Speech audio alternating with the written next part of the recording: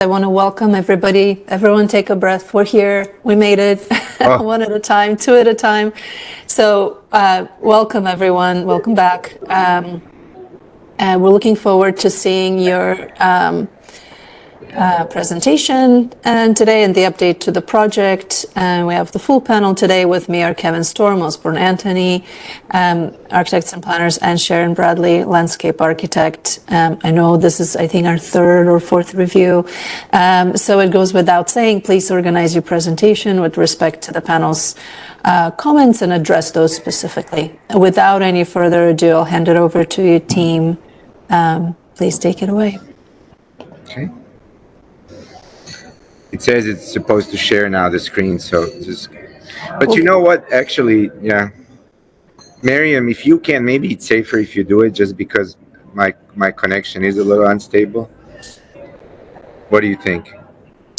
Yeah, I would share the screen from the ones that have the stable video connection. Yes. At that point, if you need to turn off your video so we can just hear you, that would be okay Yes. too. If you need to, you can do that. But I think someone with a strong connection should. Lena, can you hear me? Mine just came on again. We can hear you, Lee. Okay, yeah. Great. Thank you. Yeah. Okay. We heard you a little bit earlier too. Yeah, it keeps going in and out. Okay. All right. Yeah. I think we don't need any more introductions. You know Vlad and Susan, so we should just go ahead and start. Thank you. All right. And who should I assign the presenter privileges of? Okay, I have it. I have it up. So let's try this now because I don't see Miriam on the. Can you see my screen now? Yes. Okay, sorry. So thank you for having us back. And so as you explained in your introduction, I think the idea is to start with your comments, short summary of what we presented last time, and then go more or less comment by comment through the presentation. I don't know, Lee, if you had a few words to add, or we can just go through the short I summary. think in the interest of time, given the difficulty it took us to get started, I think we should just go ahead and move forward. Okay. See Pavlina shaking her head yes, so let's start. Yes, let's Okay. go to it. We'll have time. Let's get through the slides. That's kind of the hard part in case there's any disruptions, and then we'll have time to Yes, talk excellent. again. That's good. Okay, great. Yeah. So, summary from our January call, starting with the location of the site, relationship to the neighborhood, relationship to the campus behind.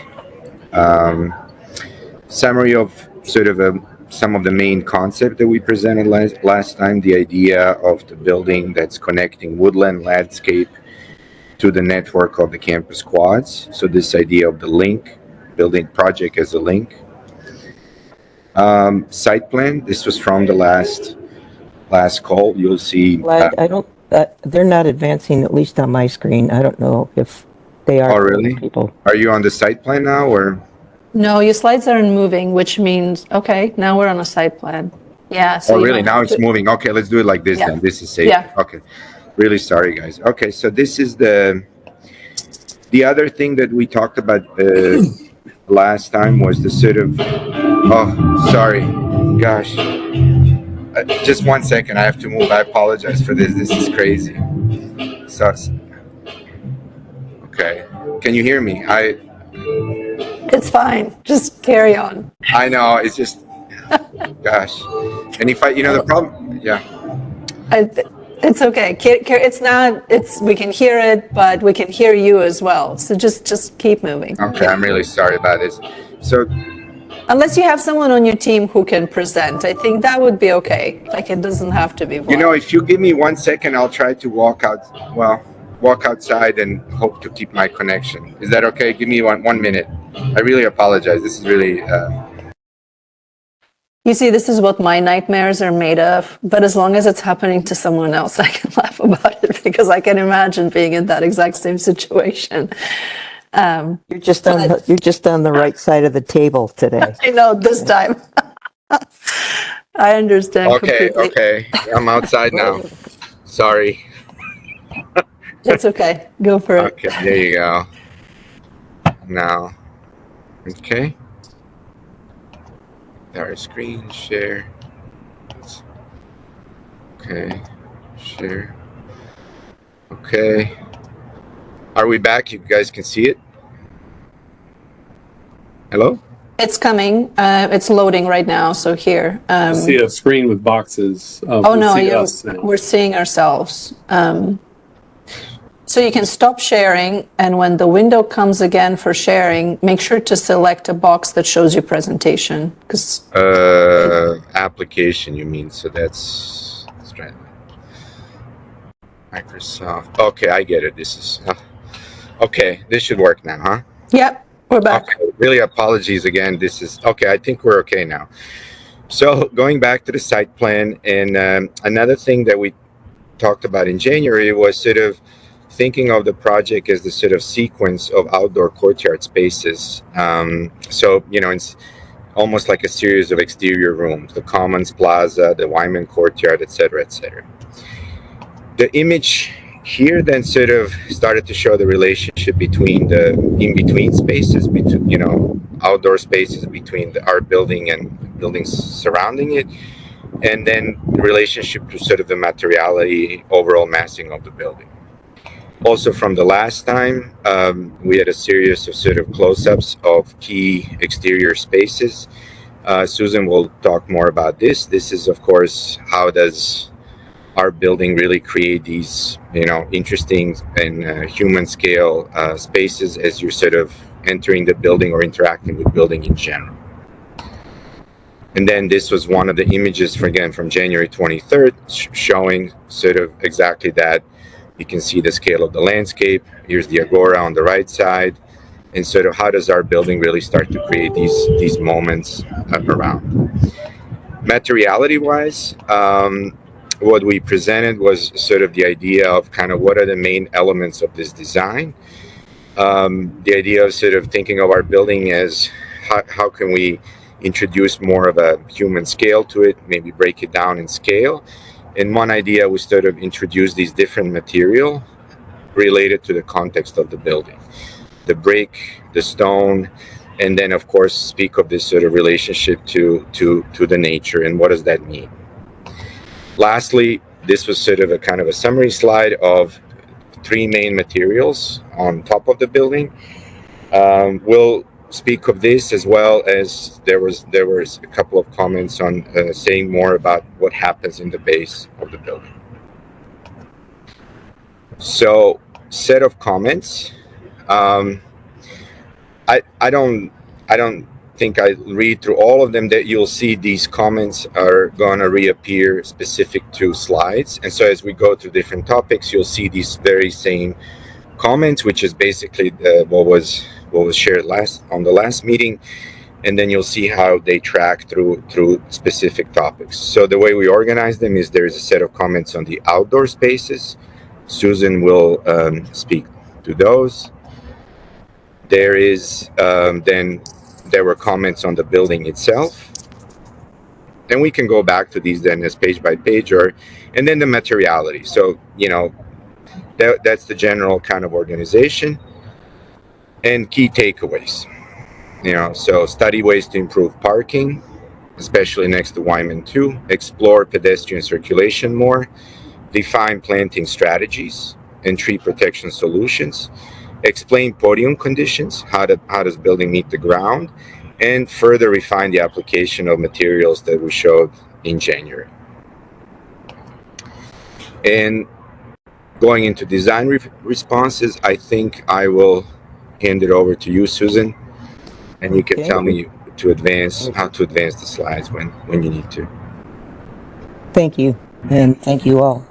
The first question, or first comment was, is it possible to add additional planting to reorganize parking in front of Wyman 2 and to enable to get more landscaping in front of it?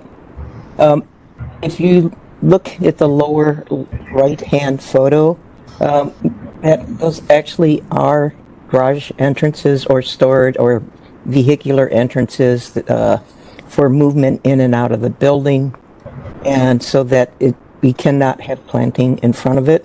Perhaps we just weren't clear enough in our rendering and information in it, but I do not believe that there is a way to change the paving in front of there and still have access to those doors. Consolidados con esa mirada, ¿no? Porque la gran mayoría lo que desarrollan son. Vlad, can you go ahead and advance?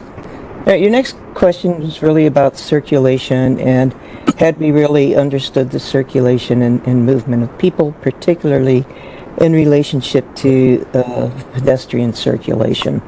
So what we showed on the left in the last presentation is a combination more both of vehicular and pedestrian.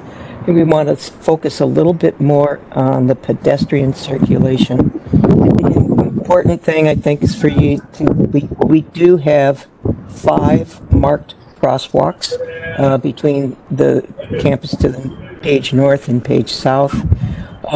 And to be able to find a way to get pedestrians safely across the street and then funnel them into various portions of the site. What we had been proposing and continue to propose is that as people come moving across the street, that they begin then funneling through page east, page west, and there are 2 ways to enter the site. One is through the agora. You see that diagonal right there. But the major way, and the one that we are trying to signify as the main entrance, is the one to the east, page east. You can see that we have emphasized the size of that, and if you look on the lower right hand, you can see the view in where we are kind of aiming people, and that is kind of this much more gracious, visible portal directly to the site. You can still come through the agora, or you can still come in from many directions, but if you go to the next image, Vlad, I think you can see we've done a number of adjustments. Some is in the organization of the circulation, some is just in refinement of movement of people, making it clearer, and then you can see how in the view in the lower page, that is what you see as you come in. You get the main view of the common space between agora and the new building. And that really was kind of our intention of the circulation, and we have worked to kind of make it even a little bit more gracious and a little bit more direct in terms of visibility and physical movement. Next. So another question was tree selection and being intentional about where we're shading and what the preservation is critical. How is the edge going to work? What are we doing to kind of make the scale and the transition from DSAI South to the residential across the street?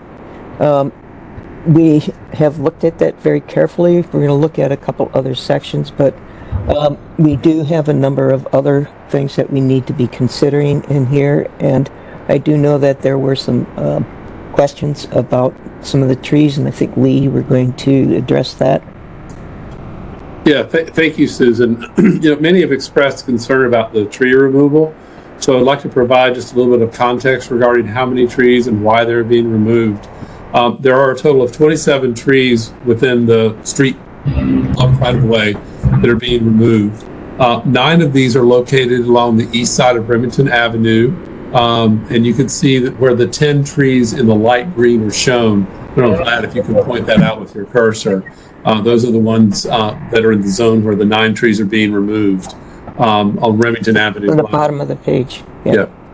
They're being removed to provide a drive aisle for construction traffic off Remington Avenue so that traffic can continue flowing on Remington Avenue during construction. From this location, one of the tower cranes can pick material off trucks.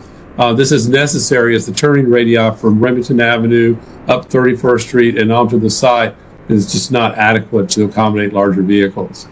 Additionally, a new storm drain line will be installed adjacent to these trees in the right-of-way. This new storm line will be 25% larger than the existing line, providing those along Remington Avenue more protection against storm surge during intense rain events. Due to the location of existing utilities, there's really no space in the right-of-way to place this line that is outside of the critical root zone of these trees. So the excavation for this line is something that they're likely not going to survive anyway. Additionally, a third-party arborist and city representatives have suggested maybe we find a more appropriate species to consider planting in the right-of-way. The red oaks that are there today are just not best fit for the planting strip, the narrow planting strip that exists. We are going to widen it, but we still want to make sure that we select a tree that will thrive in that environment. So we'll find a more suitable species working with the arborist, our landscape architect, Susan, and the city. There are also 18 trees along both sides of Wyman Park Drive that will be removed. These trees were planted as part of a pedestrian safety project along Wyman Park Drive and San Martin Drive back in 2015, sponsored by Johns Hopkins University. These trees are about 10 years old, so they're really not in great condition today. And they're planted in a series of bioswales that were designed to manage stormwater along Wyman Park Drive. And quite honestly, these bioswales just have not lived up to the expectations. So they're going to be removed. The stormwater runoff that they would have accommodated will be compensated for in our overall DSAI stormwater management infrastructure plan that will be part of the project. Trees near the intersection of Wyman Park Drive and Carnegie Way, which is a private owned that you can see on the left side of the page, those are going to be removed to make way for the underground connection between the buildings as well as the bridge that will cross over Wyman Park Drive. The other thing that's important to understand is on the north side of Wyman Park Drive, the city intends to install the Greenway. That's the contiguous 35-mile bike path and walking path that's going to connect green spaces across Baltimore. The plan is for that Greenway to come down from Art Museum Drive to Remington. So as part of this project, in the right-of-way, that will be constructed between the two buildings. The bioswales and the trees are quite frankly not in the right position to allow safe passage of the users of the Greenway, so they would have to be removed for that reason also. One other point I just want to make while I'm talking about this is that the construction will not extend into the forest conservation easement. The DSAI North building, when finished, will be a minimum of 20 feet away from the forest conservation easement line. That's to allow us to maintain the building without encroaching on the easement. We are also in the process of reviewing foundation plans for the retaining walls in the building to make sure that we are not interrupting any of the trees that are in the forest conservation easement that basically allows it to work as a natural habitat. So there is no construction in the forest conservation easement. There's also a champion tree that exists on city property east of the site. If you can just point out, Vlad, the little park where the World War II monument exists, up at the top here, where it says San Martin Drive, you have the one that's to the right. We know that tree is very important to residences. We have worked hard to move our limit of disturbance as far away from that tree as possible. And we've actually minimized the amount of construction that's going to be on the property, the JHU property, I should say, that's adjacent to that city park. So we're very cognizant of that. We're going to do everything we can to protect that tree. So that's just a little bit about the trees and why the ones that are being removed, and our plans to make sure that we keep the forest conservation and champion tree intact. So I'll turn it back over to the design team. Thank you. I think you can see how we're approaching it in terms of organization on the site. Different strategies, different planting communities, woodland species, largely native and adaptive species. And you can see in kind of the next series, there's a number of things that we're looking for in the tree and plant selection. Next image, please. Vlad.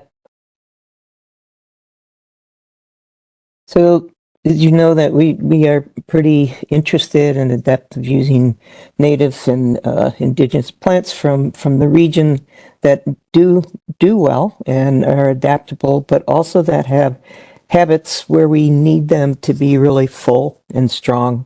And so you can see that we are selecting trees certainly for a number of different characteristics, particularly seasonality to get in different textures.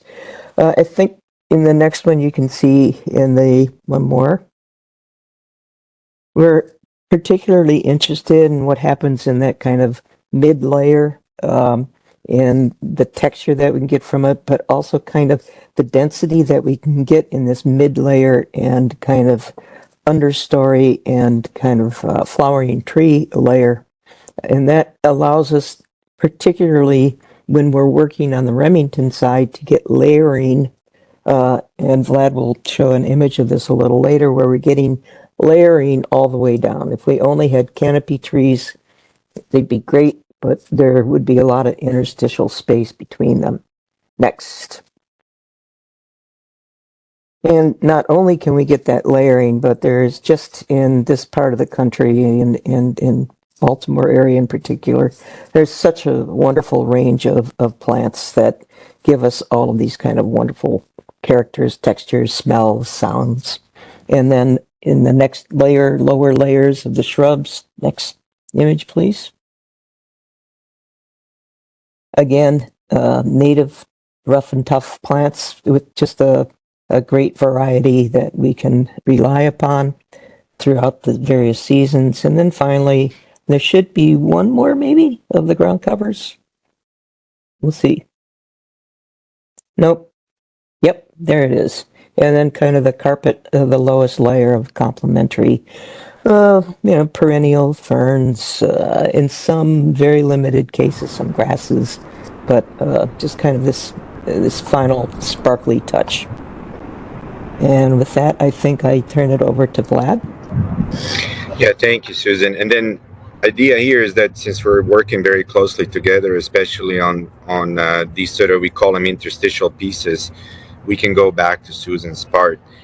One of the comments in terms of the building itself now was about the angles and kind of explaining a little bit what was the rationale and why does the building have this type of building form.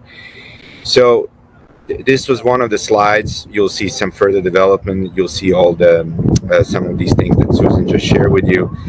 And so the main reason where we started with this was really, maybe this slide summarizes it. On your left, actually on your right, you see the sort of full build out of this building, potential build out. If we said, look, we will build a typical whatever science building, fill up the site to this sort of red line here on the bottom right. The building itself really fills up that corner. It's parallel to the buildings across the street. It starts to appear relatively massive and, in our opinion, out of scale compared to things around it. So one of our responses was to sort of use two main geometries, and we can explain that in more detail. But essentially, instead of doing one big building, see what are the ways to kind of break it up a little bit in what we refer to as blocks. So you can see it here, how doing so frees up the corner, allows for more generous landscape, more of a transitioning. Also importantly, it's, we avoid being parallel, like aggressively parallel to the buildings across the street, the townhouses. So in terms of the light pollution and privacy, we thought that, okay, we can mitigate this somehow. The other thing that's interesting about this, and we can talk about it a little bit more later on, because it was another comment and question that you had from the last time. What we like about this is that it also breaks the building down in section. So there are these, we call them blocks or podium elements, see stone, versus the more or less 3-story elements up on top. This slide shows the street section, and this is what Susan was just talking about, the idea of this sort of layering, how instead of just building a massive building along the building setback, what we are trying to do is sort of create more of a gradual transition using this geometry and kind of the way we're differentiating different elements to transition, have a better scale for the building, and also be a little bit of a better neighbor to the buildings across the street. You can see a close-up of this. I mean, Susan, if you have anything you want to add to it, but it's just seeing it from a different side. So this is Yeah. I would just add that we're trying to get a much more human scale at the street. We're setting the building back as far as possible, and these interstitial terraces they're at different. They're not just there's kind of a push me pull you to them. They're not just continuous linear stepped planters. There's a lot of dynamic movements so that we can get planting, particularly in places where we really need it. And you can see that corner that's there now, the sort of a green corner, that there's this signage at the entry of the university. In a way, we tried to kind of keep the quality of that, so it's not closed, but it's more open. This also illustrates a little bit, we'll talk about it a second later, is this idea of using different materials, and how could that help furthermore give a better scale to the building. You can see this is the brick, of course, referencing the neighborhood, the metal, and then the stone, which is across from Wyman Drive. This is one of our earlier views from a while ago, with some landscaping updates, so you can kind of see, there's no entrance on Remington. I think that was one of the things that was discussed previously, a long time ago, I guess, with the university. But you can still see how the layering of the landscape, different types of plants, stones, we call them stones. These volumes, they're kind of touching the building, and then the more or less 3 stories volumes sitting on top. And we can again go back to these, because what we're trying to do is kind of weave the story of landscape and buildings as closely as we can. Vlad, can you go back one slide, please? Let's go back to this one? rendering. I think there's one other thing that we should just make mention of. One more after this, before this, excuse me. Yeah, I think it's important to acknowledge that, one of the things we heard from those that live in the neighborhood is they didn't want the windows looking into their row homes, and the rotation that we've created in the buildings also basically turns these buildings so these windows are not looking directly in. They're looking off at a different angle away from the orthogonal angle of Remington Avenue. And I know that was something that's very important. We should just also note that. Yeah, thank you, Lee. And so this sort of leads then to the next, one of the next comments, which was talking a little bit more about the podium of the building.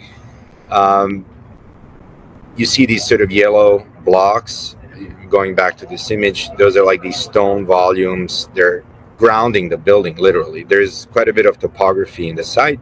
So we thought that it would be interesting, again, in line with all these other ideas that we had, to use that topography and kind of allow for the building to meet the ground in a more sensitive way. The other thing that's interesting about it is that these blocks, which are programmatic, kind of have a relationship to the site walls. So, again, landscape, site, and the program coming together. You can sort of see this.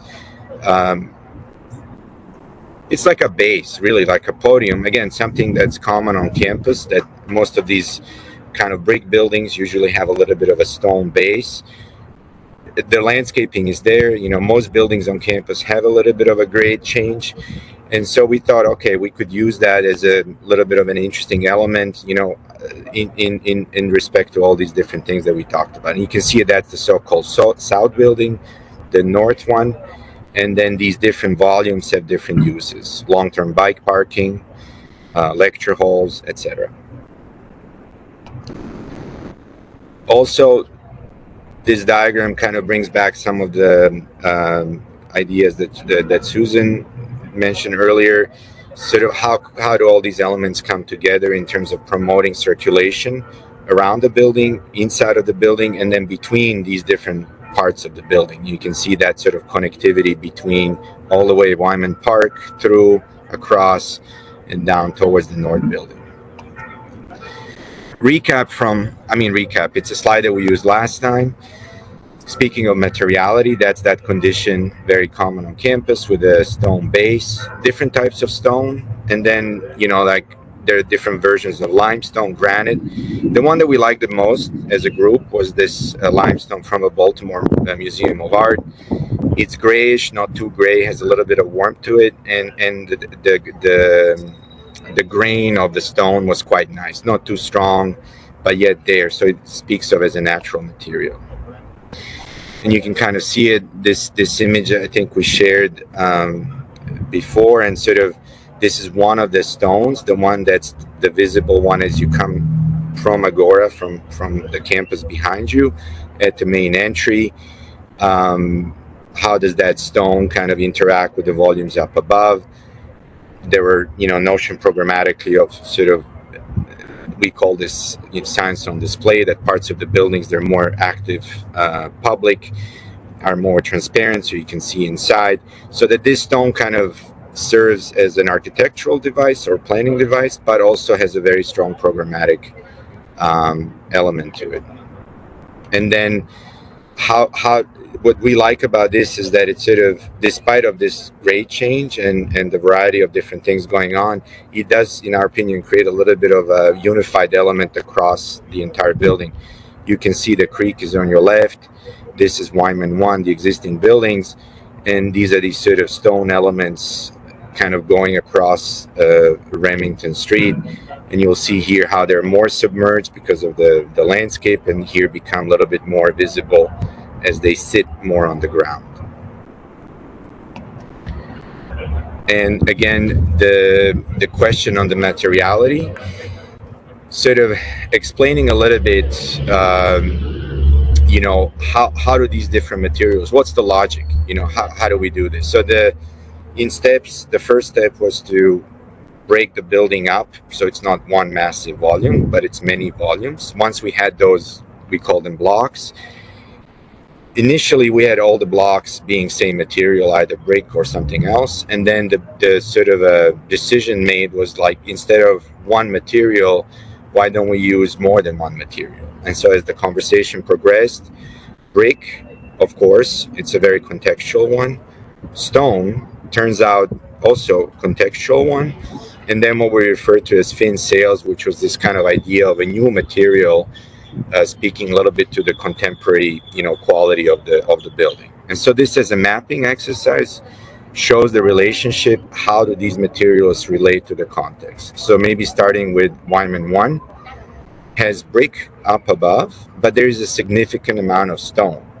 So that corner view that we show at the very beginning of the slide, that's right across from Agora, that speaks to the stone component, kind of like a stone element, speaking back to Wyman 1. The blue, the fin and the sail, you can kind of see it here on this previous slide 37. Again, referencing back to the Agora, a little bit more of a contemporary look. And then we have brick, like you see, like maybe the easiest one to understand contextually would be the one that really is right next to Wyman 3. Wyman 3 is actually quite a nice brick building. Brick ties it back to Wyman 3, as well as the neighborhood across the street. The other thing that we try to do, and we think this really helps with how the building, looks in context, but also in terms of orientation, is to have alternating materials. So that ideally, when two blocks should not share the same material. So as you go from one block to another, in terms of massing, the material changes, and then you kind of map it ideally to the neighboring buildings. And you can kind of see it here, the selection of material. Brick, contextual, we're doing these life-size samples.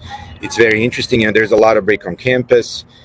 There are a couple of buildings, historic buildings, that we like, let's say, better, or we think we're more inclined. It's this kind of more mixed flash brick, a little bit of more depth to it.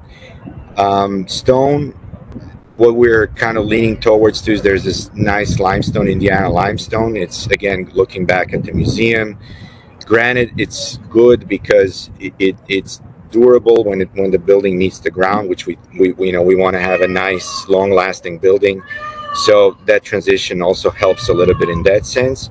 And then the fin sails, it's again this more contemporary kind of working out to different material, color samples, etc. But in a way, this is where we're currently as a summary of what are the material choices on the building. And I think that was the kind of that is the presentation that we shared with you a few days ago. So I could pause here and open up for questions, or Okay, thank you for the presentation. When you say the presentation we shared, can you mute yourself? Because your wind now picked up. Yeah, it wasn't here a second ago. Okay, thank you. When you say the presentation we shared with you, please keep it on the screen. We'll have to refer to slides. When you said presented to you a few days ago, meaning to the planning department, because some of these are new slides from what we've seen before, or is it the same material?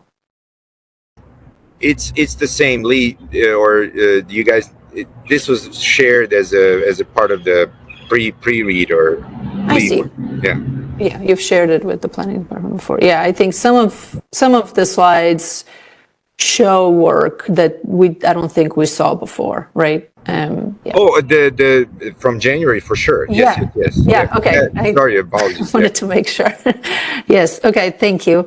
I will open it up to the panel for questions, for clarifying questions. I would just say that, at least from my observation, and I had to open up the full range of the meeting minutes, and it's a lot, and you've sort of grouped them in the beginning, and then you had a few takeaways. I have to say that from what I can glean, the takeaways are the ones you wanted to kind of extract and work on, because I also saw in the notes things about you reconsidering the massing and a bunch of other stuff. So, and I know we talked about a lot of things last time. So when you ended up on those 5 things at the end, how did you decide what those takeaways are? I mean, the things that you thought you can address, the things that you thought you can work on, is that sort of the decisioning here? Well, there were certain things that was really, we didn't include in the last presentation, like this what we called stones, so we had some materials. Mm-hmm. I think somebody raised the question. We said, okay, let's talk about it. That's interesting.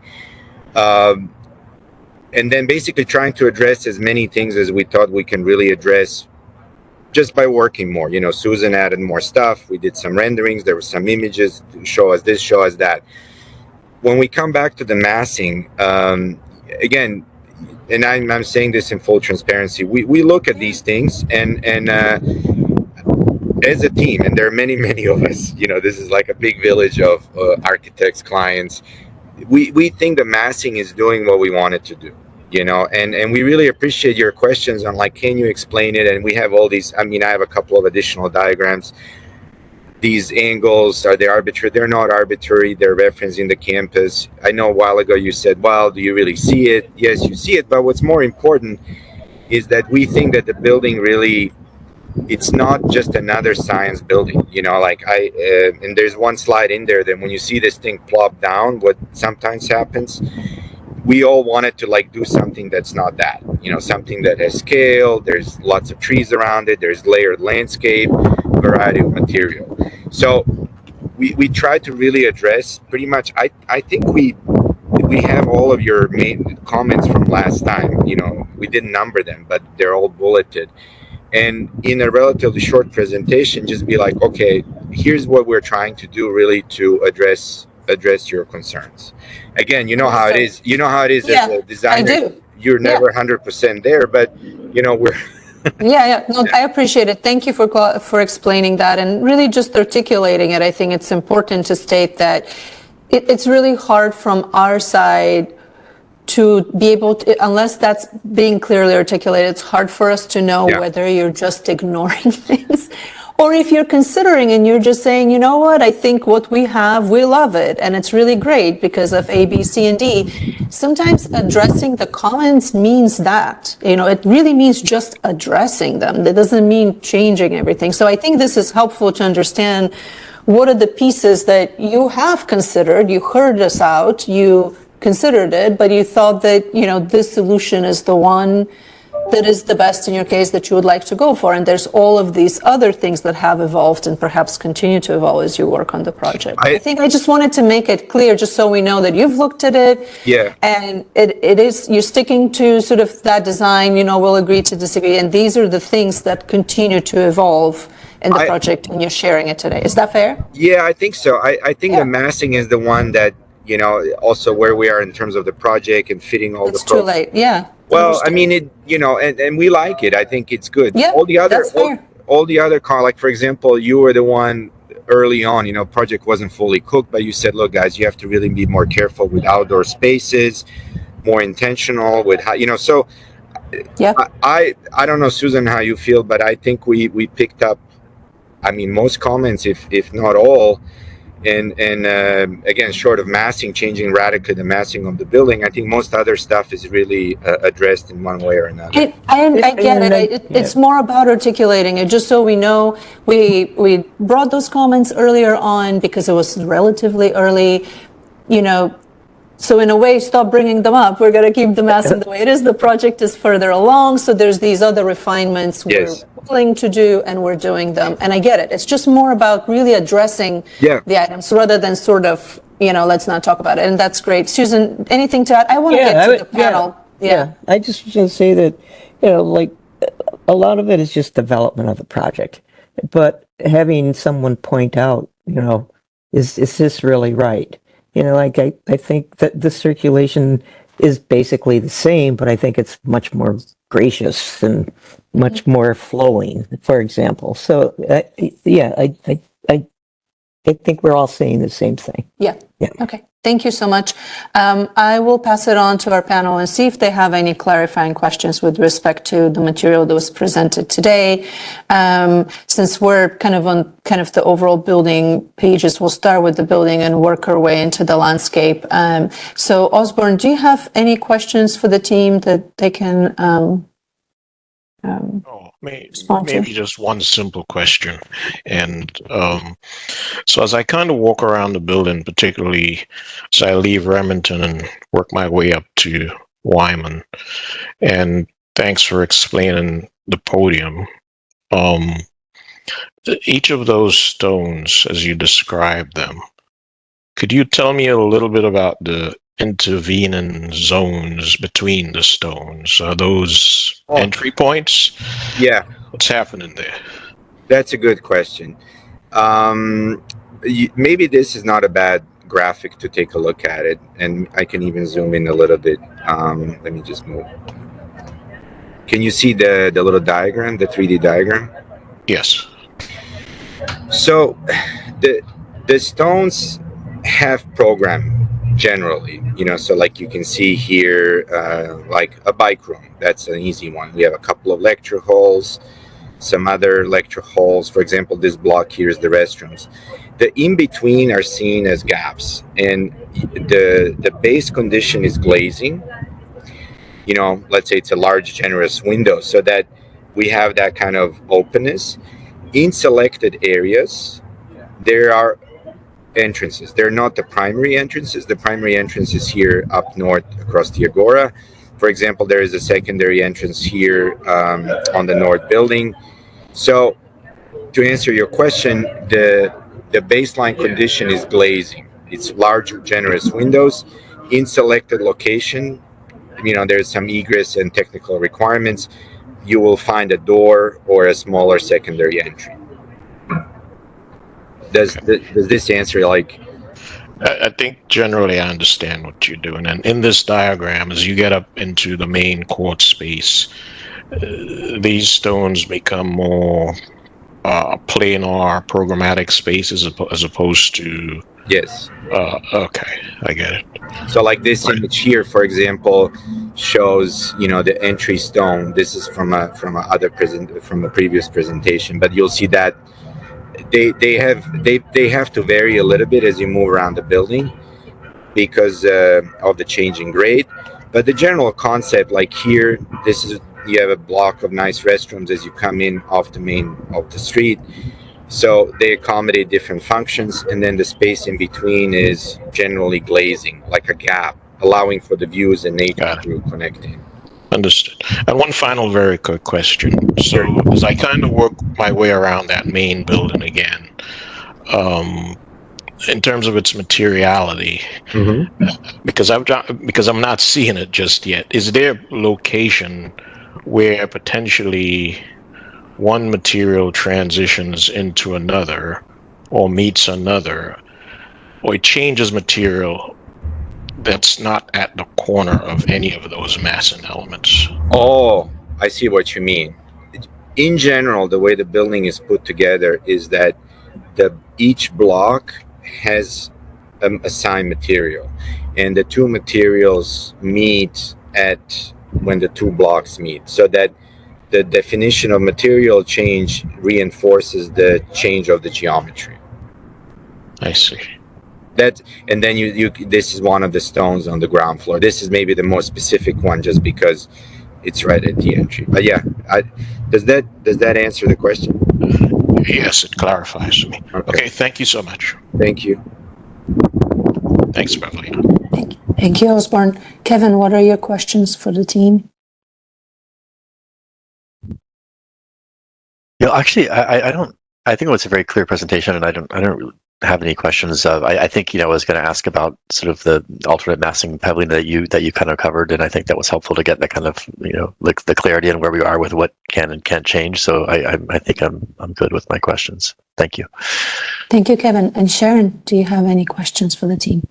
No questions, but I did want to thank the team for clarifying the question I had before about the garage entries on that building. It looked like it was front-end parking right up to the canopy, and it's very helpful for to hear that clarification about there actually having to be vehicular access to that edge.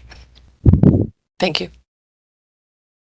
Thank you, Sharon. Well, I don't also have any questions. Mine was mostly to understand the scope of today's presentation and kind of the scope of the elements that we're discussing. And this being the third presentation, it's clear at this point that you're far enough along to where the massing can't change. I think there was a significant change of the building scale and mass, though, in the previous one, right? But as you moved to a smaller building, which already... Yes, that was that. Thank you for reminding. And that was the big one. Yeah. Let me do this.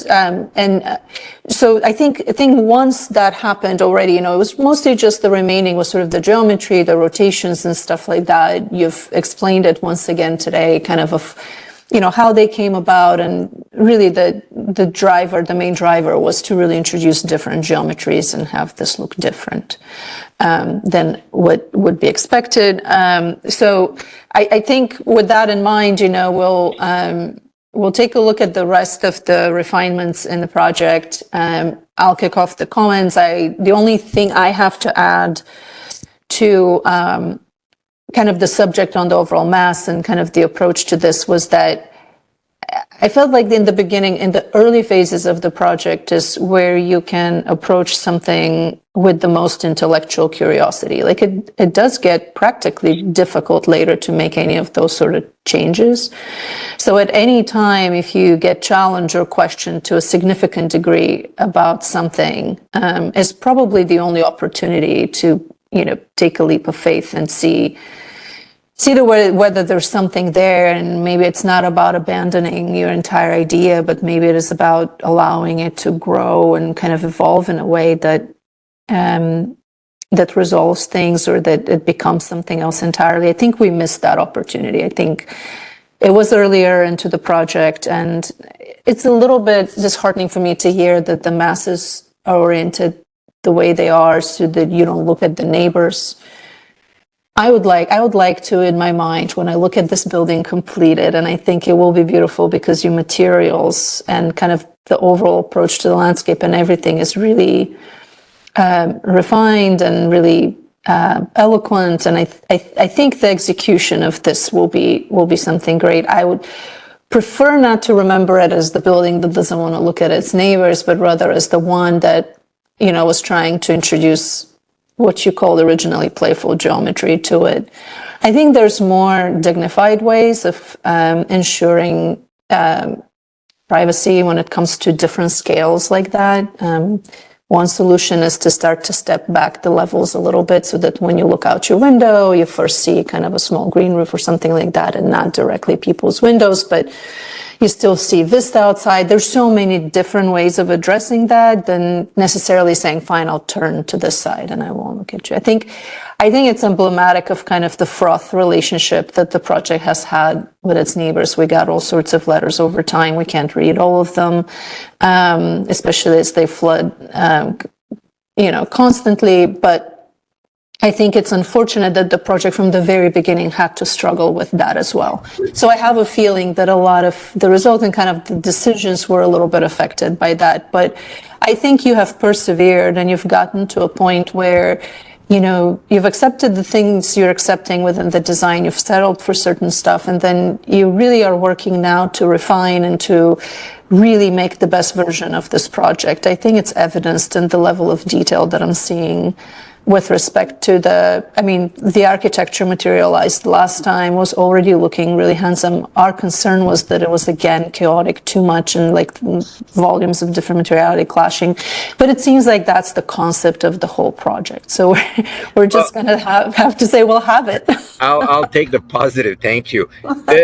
Just to not clarify, but I think the main driver of the geometry was to loosen up, especially those corners, and then this comment on privacy and not looking at the neighbors directly, it's more of an added benefit. The main idea we tried is really to have a building that allows for a little bit more green to, if someone asks me why are you guys doing this, and just as a side comment, and we had an engineer and then they said, well, why don't you just guys make a nice big simple square big building, because that's much easier to do. So I'm just trying to say that I appreciate your comments, and I think they really my opinion made this a better building, because that's just how these things work. But we believe in it, it's not that I just want to say it and leave. It's evident. I think that you believe in it, the level of effort and care that goes into it. I'm only commenting on the fact that there were sort of conceptual and aesthetic decisions about the overall concept that were just didn't align in the beginning, So some of them are tracking still. That's why they keep showing up. But the overall refinement and, kind of attention to the project and the way you've addressed just about all the other comments is showing through. The only other thing I was going to say is that in this slide, you're showing the big block, right? The scary big building, and then all of the small rotating volumes. There's a myriad of designs between the two extremes, right? When I was looking at your elevations where the angles aren't so evident, of sort of the masses and kind of the negative spaces in between, I wasn't offended. I didn't think that was a brutal, big old engineered building. So there's a variety of studies in between, but we're going to put this to rest to say, you believe in the current design. I think it will be different, so if that's what you're going for, you will get it. I think the rest of the execution and, from the exterior of it, from the interior and the quality that you're providing to the academic and research environment, and then of course, all of the spaces around the buildings is something people. So the only other comment is that I think my colleagues will go in some detail, perhaps around specific things. The only thing I was wondering is this edge here along, the one facing the neighborhood. In the early stages of the project, you had mentioned that, because the building doesn't interface with the neighborhood, there's no entries and stuff like that. And the neighborhood didn't quite want that either, that edge was always envisioned to be sort of a little bit more of a buffer. And I see the terraces and the layered landscape, and I'm familiar with the work of this landscape group, and so I know it's going to be really well cared for and designed well and executed. But I'm wondering, just as this may be a question comment, if it has moved a little bit away from the buffer thing, and I'm only judging from what I'm seeing in the renders, because even in the site plan, maybe it's a little bit diagrammatic at this stage. But I'm wondering, is there are the layers actually thicker and deeper, and would this edge feel like the building and these volumes are rising out of kind of a natural buffer, or is this sort of more of an structured, in this view, it looks a little bit more bare than perhaps I understood originally was intended? it's not intended to be a solid mass. It's got to have, when I said the push me, pull you, it really is more of a dynamic thing. And if it was just like a solid thing, it would feel too oppressive. I'm And so, actually yeah. asking about, is there additional trees that are up into the hill? Oh, yeah. Like height of vegetation, because right now we Yes. see the street trees and then there's Yes. sort of shrubbery behind, and Oh, no, I always there's a lot of trees. understood this will be lush and half volume, because I understood it as a transition between Yeah. the mass that sits a little bit higher, the smaller townhouses that are here, so the landscape is that in between scale. It's just, that's what I'm looking for, and it's not shown in the renders, but I want to make sure that that's still the case. Yes, there are definitely trees in all of the terraces. Okay, The section, Canopy maybe trees. if you go to the section too, because that that's probably, I'm not sure if that shows it as clearly, but Yeah. there are. to me it did. It Yeah. was actually looked more. Yeah. in the Well, section. Yeah. I can go back to section, but in terms of location of the trees, that's one. And here I'll pull up the section quickly. Because that's the idea, that it's really a buffered green Yeah. trees, so it really grows, grows in. It's not alien. Yeah, I even wonder if we can go to slide 28 on the left to further reinforce that. I wonder if there's some kind of direct continuity that can read across the street to the left. I know there's a arrival entry plaza there, which is a significant kind of element, but thinking about the continuity of that edge, because you have a natural landscape right on the left of the north building. And so I wonder if that green buffer and that area on the left somehow can start to feel more like this green ring around it.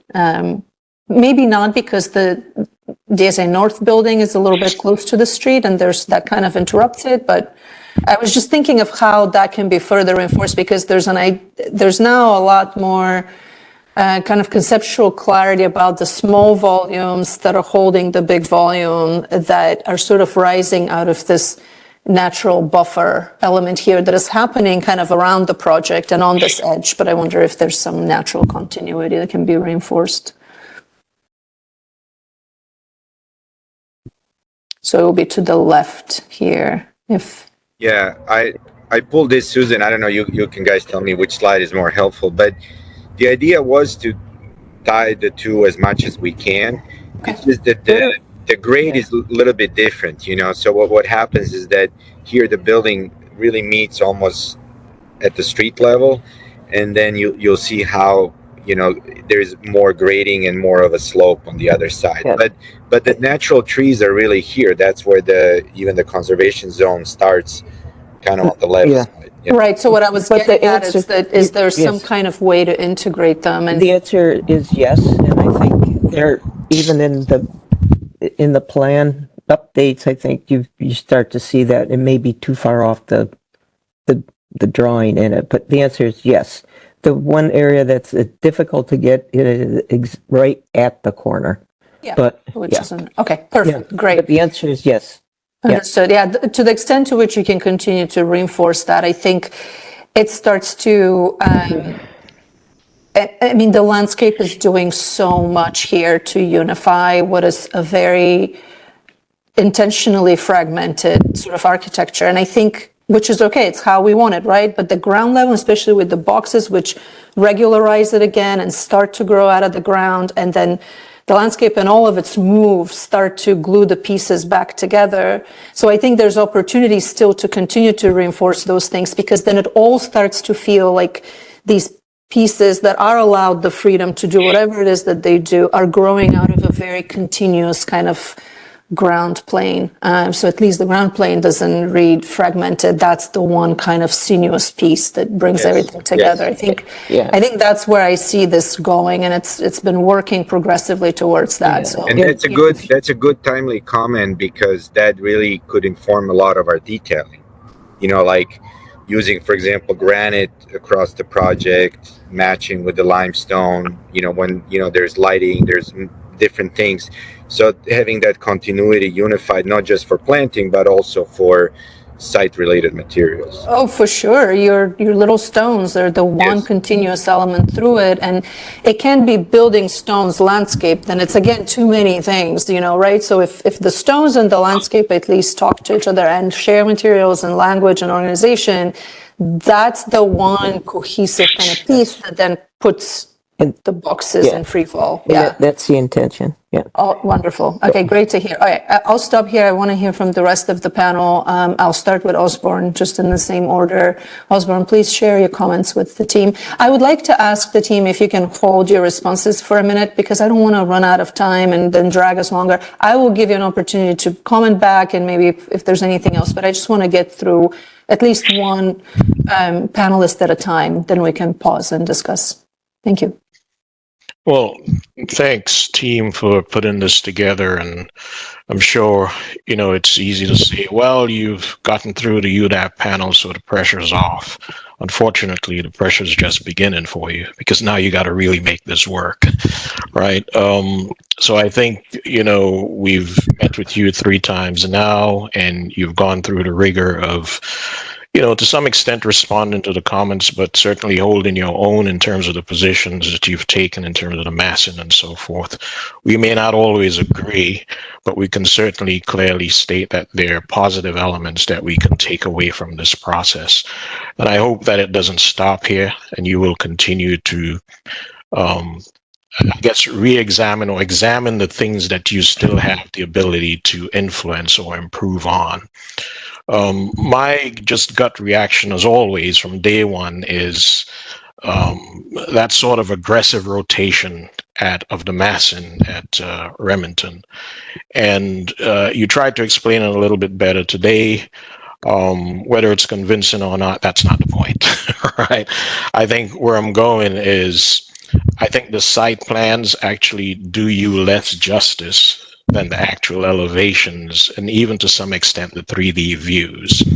So I'm thinking about this more from the perspective of, let's say I'm a resident across the street, or am a customer who's just coming to the site or coming to the facility to use it. And, if I'm walking down Remington, certainly there's an attention to scale, certainly because of the low-rise buildings on the left. If I'm walking north, when compared to the massing of your building to the right. And yes, the landscaping is, really doing a lot of work to help mitigate that kind of a condition, but I can live with that, okay? I do believe, though, that what's troubling me about the rotation isn't so much the fact that it's rotated, it's how much of it is rotated. And theoretically, you're taking these massive blocks and just rotating them almost 45 degrees. And I don't think that's always an answer to mitigating the scale, particularly when you've maintained more or less, you've reduced the height of the building a little bit, but not a heck of a lot. And if I'm walking down on Remington, whether the building is rotated or it's parallel to Remington, as long as the height of that building is more or less the same, I will perceive it in a similar manner. So I'm not sure you're successfully and fully mitigating the issues of scale by just doing that rotation. I think what will happen is, to your benefit, the way you've now reinterpreted the base, the podium, and begun to articulate and integrate the landscaping, it will take the viewer's perspective away from the excessive mass or height and bring them back to a scale that's a little bit more street-like. But folks who are approaching the site, let's say by car from a distance, they will still be confronted with this sort of very aggressive rotation sitting on the podium elements. So the one thing I would also say is, I do like the idea of how you've reinterpreted the base.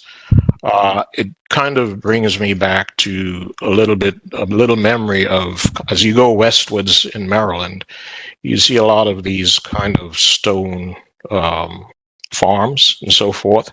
And you have random stones as well as you can see the man-made intervention into those areas where we've taken the stones and we've organized them in a certain way. So I see a little bit of this occurring here at the base. And it's interesting that it's occurring within that kind of a green belt portion of the campus.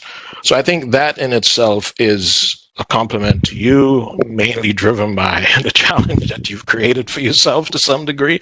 So you're trying to design a way out of it, but to some extent, I do like that. The one other piece that I'll comment on is it seems as though you've created these kind of a subcodes in terms of your design process, these rules, where now you've simplified the design, you've brought it down to mainly 3 elements of materials, right? But the way you're applying those materials, and we commented on this before, but I'll just say it in a very simple way.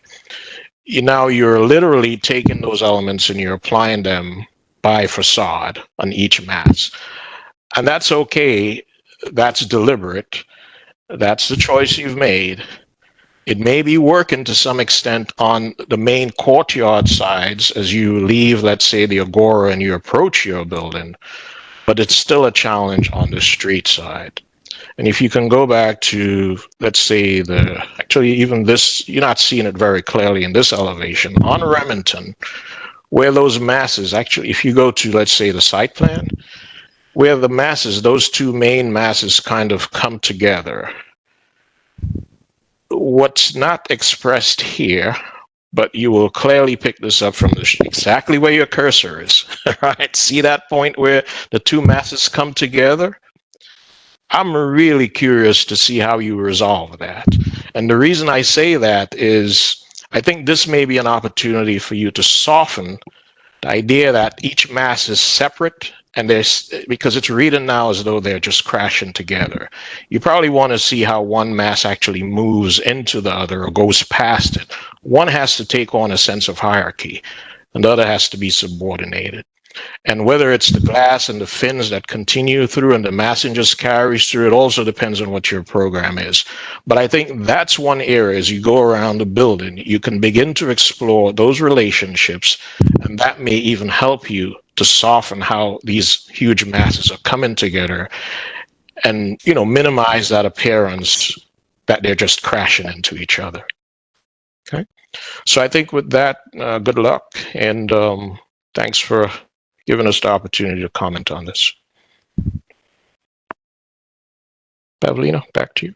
Thank you, Osborne. Kevin, what are your thoughts on the project? I'm not going to add too much. I was, really impressed by your second presentation to us, and I feel like it was going in a good direction. And I feel like the development that you've shown has just kind of taken us, a step further in the right direction. And again, like there's obviously going to be things that, don't resonate with every person in any panel you present to, and then that's all good. But I just actually want to just really commend you on, like, I think as designers on this panel and designers that might review these remarks to see it, like we all know how hard it is to put when you put pen to paper, you lay your program down and you extrude it, and you wind up with a building as large as the building that you're trying to do here. And the daunting task, like you said, it's really easy to do a huge dumb box, and that is just that, like, the fact that you've kind of come up with this conceptual approach to alter, like, to make the bulk of the building less formidable, and stuck with it and kind of made it work from an architectural point of view, I think is really commendable. And I hope the neighbors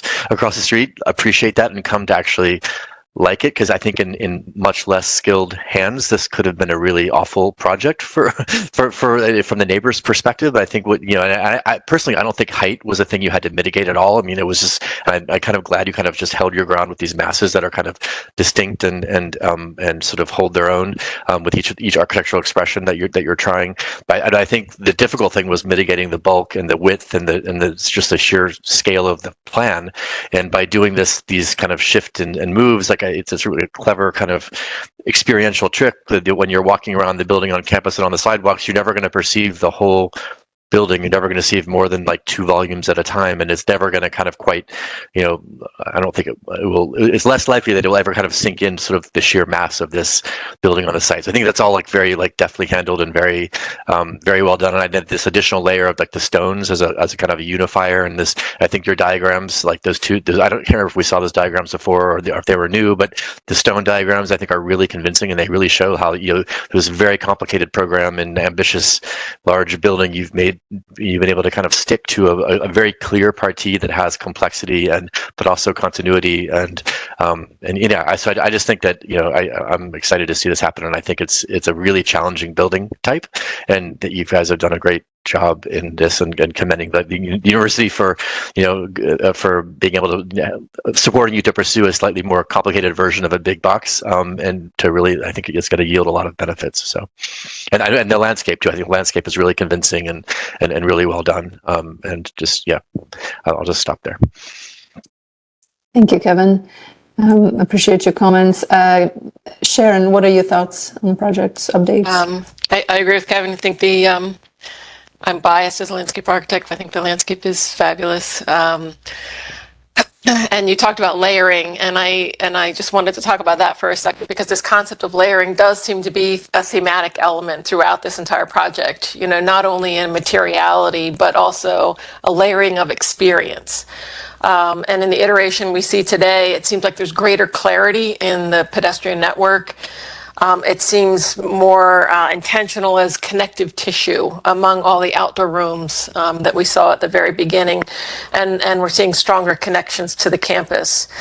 In today's version, we also see greater hierarchy of paths and hierarchy in gathering spaces.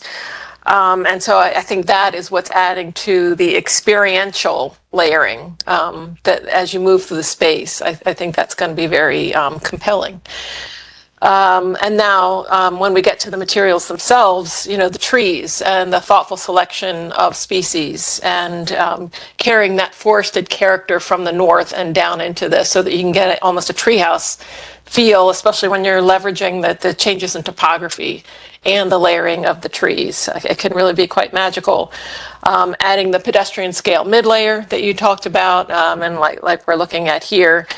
And the shrubs and perennials that, because of the selection as primarily native, they're going to attract indigenous species, the birds and the butterflies, which again is another whole experiential layer that we'll see in an ephemeral sense.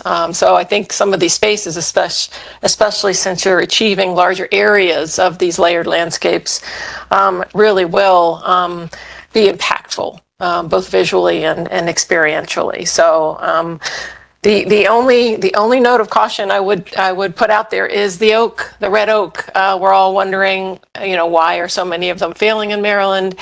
And so, and I know that's some of the ones that are going to be replaced on Remington, but there is a problem with oaks in Maryland, and I don't think anybody's really gotten to the bottom of it. So I would just a word of caution about putting more in. Yeah, I do, and we are looking very closely at changes that are coming and will come, and moderating them as well, and looking at a much wider palette. And we will do that, and I appreciate the comment. All right, thanks. That's all I have. Thank you very much. Thank you, Sharon. I also don't have anything to add. I think we're all very encouraged by the level and quality of the development that this project has gotten to, and look forward to seeing it complete.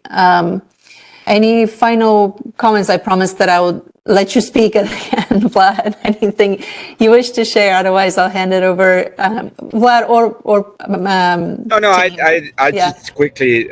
I'll thank you again. And it's funny.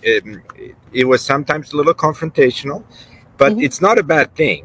You know what I mean? I really feel like a lot of comments were very productive and in a way made the project better. So I would like to thank you all again for your time and thoughtfulness. Thank you all for the great effort. Planning department, over to you, and any closing comments.